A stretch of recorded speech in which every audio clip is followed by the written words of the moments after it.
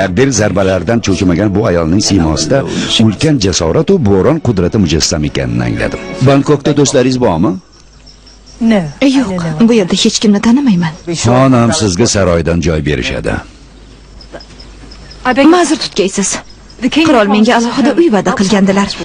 Rostini aytsam, saroyimda yashayotganingiz menga ma'qul. Dadam hammasini joy-joyiga qo'ygan bo'lardilar. Kechirasan, men dadang o'rnida bo'la olmayman.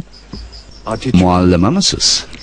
Ha, zot oliylari. Siz faqat to'ng'ich o'g'limga emas, balki farzandlarimni bariga ma'rifat ulashasiz. Muallimani o'g'li shahzoda ekanligimni unutib qo'ydi chog'i.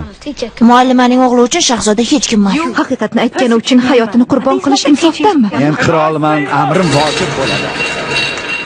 Hayot yo'llarini taqdirni o'zi belgilaydi.